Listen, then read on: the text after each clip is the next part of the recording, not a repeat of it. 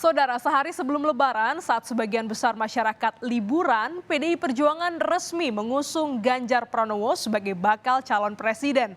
Partai-partai lain pun diyakini tengah mengatur strategi agar bisa meraih hasil maksimal di Pilpres 2024. Bagaimana ekonomi merespons tensi politik yang menghangat ini?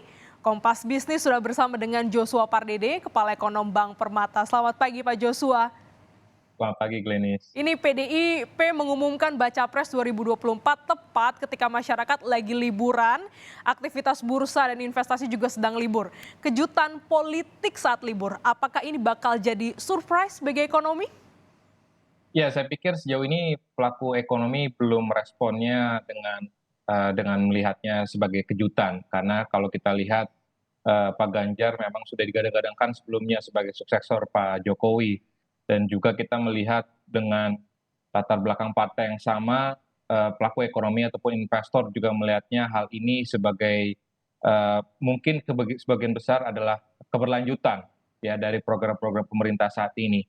Sehingga memang kalau kita lihat dan investor memang nanti akan menantikan siapa pasangan cawapres dan juga nanti bagaimana program kerja, yaitu sebenarnya yang lebih ditunggu.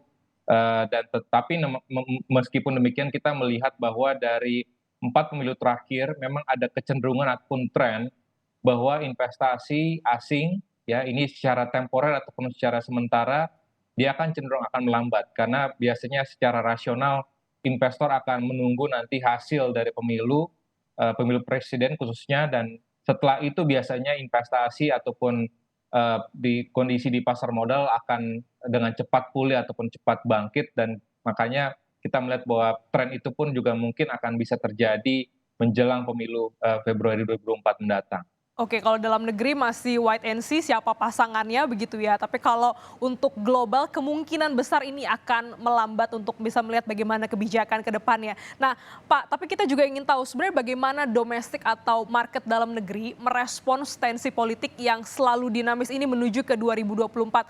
Apa yang akan terjadi biasanya, Pak? Iya, memang kalau kita melihat indikasi, di jangka pendeknya ataupun biasanya yang tadi kami sampaikan bahwa 1 kuartal sebelum, pelaksanaan pemilu, itu biasanya memang akan terjadi perlambatan sedikit dalam hal investasi, khususnya investasi asing, baik di pasar modal ataupun di sektor realnya.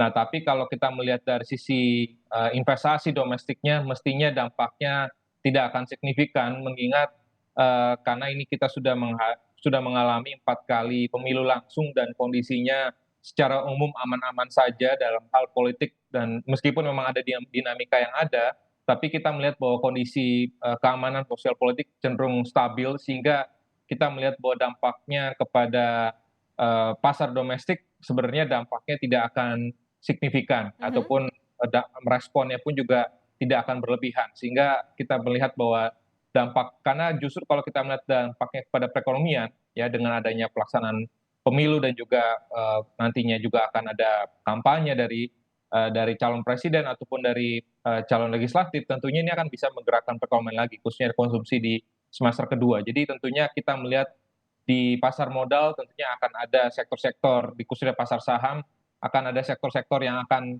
terpengaruh positif, tapi juga tadi dari sisi investasi asingnya cenderung akan sedikit melambat, namun dampaknya ini hanya bersifat temporer saja. Oke, itu artinya di tahun politik sebenarnya ada hal-hal positif menggenjot belanja, menggenjot perekonomian. Tapi di sisi lain juga masih ada tantangan begitu seperti di bidang investasi dan usaha yang perlu menjadi sorotan agar pihak asing ini tidak kabur begitu ya menjelang tahun politik, Pak Joshua?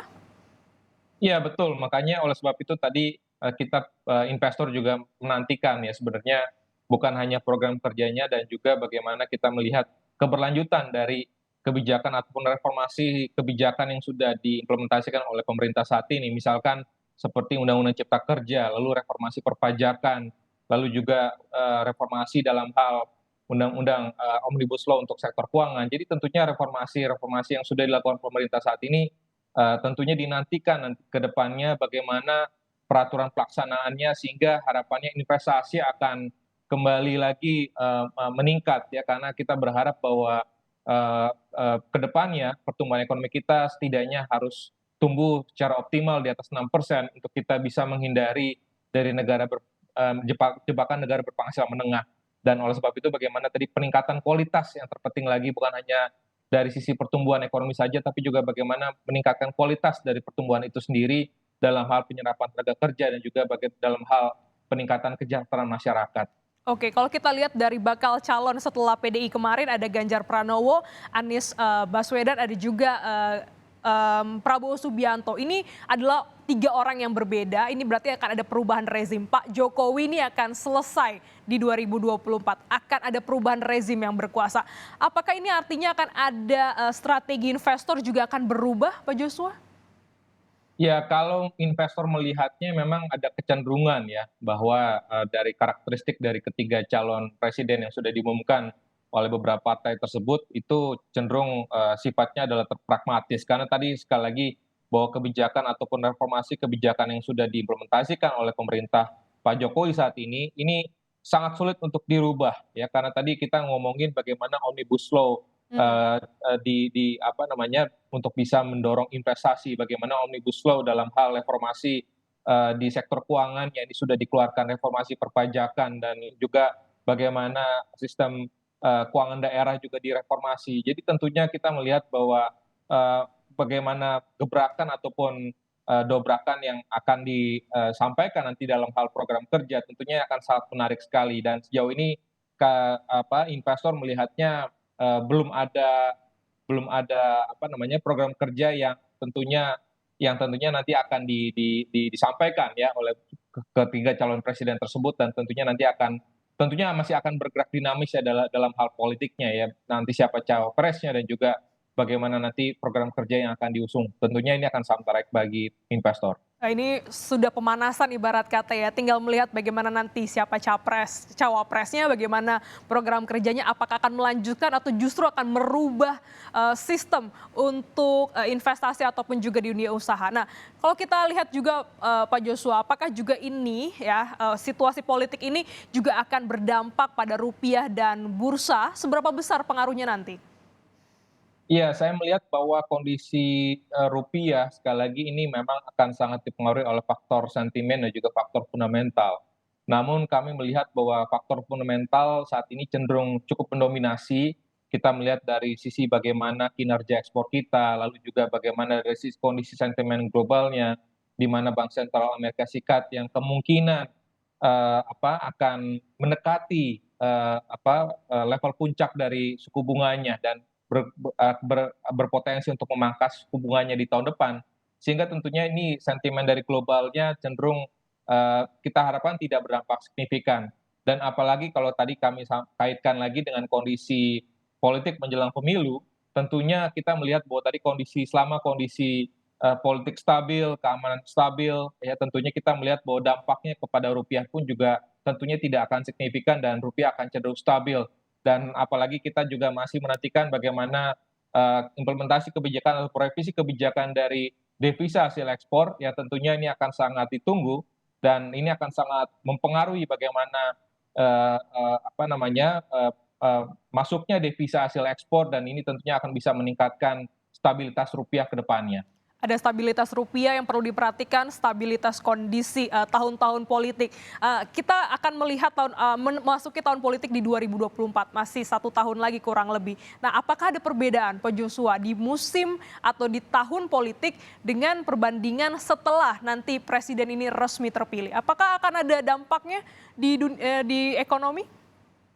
Iya, tentunya yang menarik kita melihat yang tadi kami sampaikan bahwa 1 kuartal sebelum pelaksanaan pemilu presiden khususnya ini cenderung akan investasi akan sedikit melambat, namun pada saat pengumuman biasanya investasi akan cenderung meningkat. Dan yang Hmm. menarik adalah bagaimana tadi kami sampaikan misalkan bagaimana kebijakan hilirisasi sumber daya alam khususnya mineral dasar ya dalam hal misalkan produk nikel yang terus didorong oleh pemerintah Pak Jokowi saat ini dan ini tentunya menarik sekali apakah ini akan terus berlanjut ataupun akan dilanjutkan oleh penerusnya ataupun dari siapa presiden berikutnya ini akan sangat menarik sekali karena investasi di sektor ini tentunya eh, apa eh, cenderung cukup tinggi dan juga kita melihat juga kontribusinya bagaimana kontribusi investasi di luar Pulau Jawa yang sudah mendominasi investasi Indonesia saat ini, tentunya ini akan sangat memberikan dampak positif ya bagi pemerataan pembangunan,